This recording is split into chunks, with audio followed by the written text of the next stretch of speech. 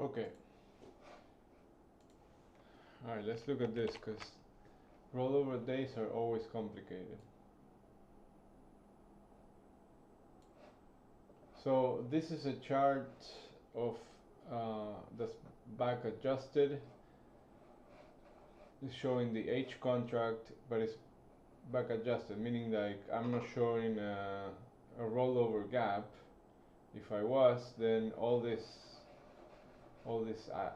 profiles will be down here, and then I will be watching a gap, right? I'll be seeing a gap, but because it's back adjusted, I see all in the same range. There's a gap from the close from Friday, which is at 68.90 and a half.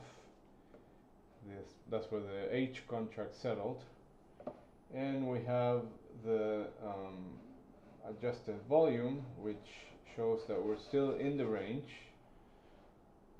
Friday we attempted to break below, but we left a B-shaped profile with a bearish imbalance and a target at 68.16, which is right below the gap that is now on the new contract is at 68.52. Right here you can see the gap. We have some single prints below. Now we have two sets of single prints above. So one is from that the little push after the session closed the other day. We left a little bit of a gap, then we opened below the gap. We never filled that during RTH.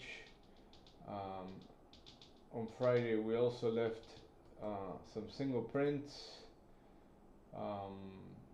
and then we consolidated down here. So now we're buyers, because we failed to break below here. Now buyers are attempting another trip to the top of the range, and now we're entering the single prints area. So if the single prints fill, if you remember on Friday I was looking at Thursday's session, and I was saying that there was a double distribution. So I said if we hold this area, we're probably going to bounce, but we didn't hold that area as we saw. So this area right here was that area that I was looking to see if it holds. So because it didn't hold, then we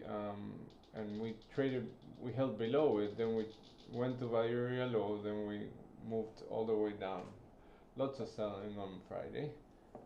So today I'm looking at the same area to see if we are able to just find sellers again and then come back down to the 20-day point of control, which is now at 69.08, or if we break above it and start trading inside this distribution. In that case, I'm going to be looking for a move towards the high from Friday and an attempt to make new highs for the week, and then eventually new all-time highs, which I think we already had, if I'm not mistaken, new all-time highs on, was it SPY? On the spiders? Yeah, we did. No, didn't we? No.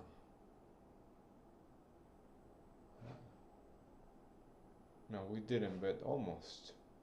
We almost did new all-time high. Anyway, my point is that we're very close to making new all-time highs, especially if we're able to clean the single prints. Everybody's going to be looking at that. Now that this move traps some sellers here.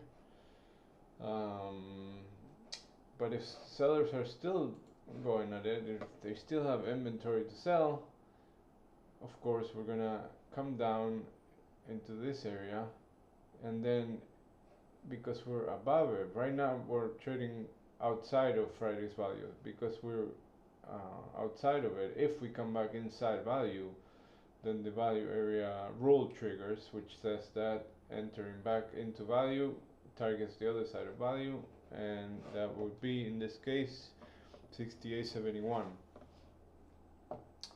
And then if we're back here today, I would expect this gap to be filled finally, because we've been so many times attempting to fill this and we never get it. So I'm thinking that if we end up here today, that could happen pretty quickly. Right now it's not looking like it. Volatility is coming down, which, by the way, volatility is expiring this Wednesday or Thursday. I think it's expiration. Yeah, Thursday's expiration. Friday's OPEX futures rollover. So this is triple witching, and these are tricky weeks, tricky days to trade because you have all contracts going at the same time. Some algos are looking at the gaps, the rollover gaps, the pivots from the previous contract, the pivots from the new contract. So it gets messy.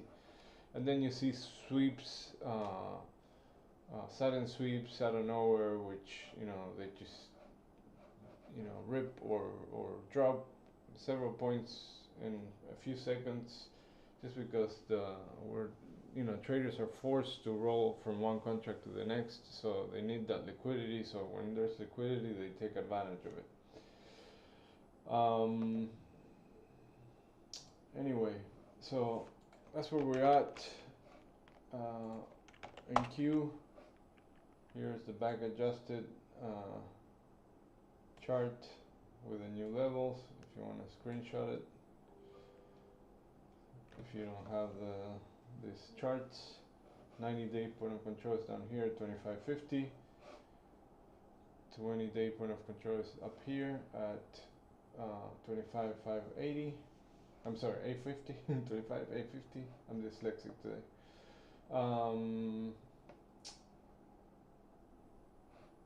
What else? Let's see.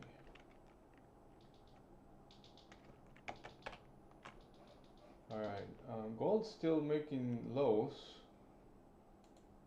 going down to this area again, attempting at least. And gold looks like, did I say gold? I meant crude. And gold attempting to get back to that 4400s, and then all-time highs. It's right around the corner. But gold tends to trap both traders in both directions, so be careful when something seems too obvious in gold. If gold comes back down and fills this single prints, right now we have a little bit of area, like an area above the 4300s that had a lot of volume the other day. So I'm thinking that this 4300 to 4320 would be a good target to the downside to see if we bounce, because we have this. Look at this. Well, we broke here, we consolidated here for a while, we retested it. So I'm thinking that this square right here would be a good spot for longs if we come into this area. But as of now, it looks like it's pulling back a little bit, and I would be watching for bounces in gold.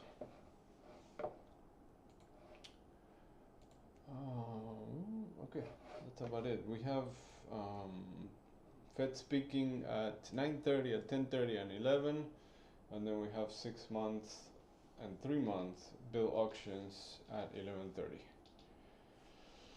All right, that's about it. Good luck.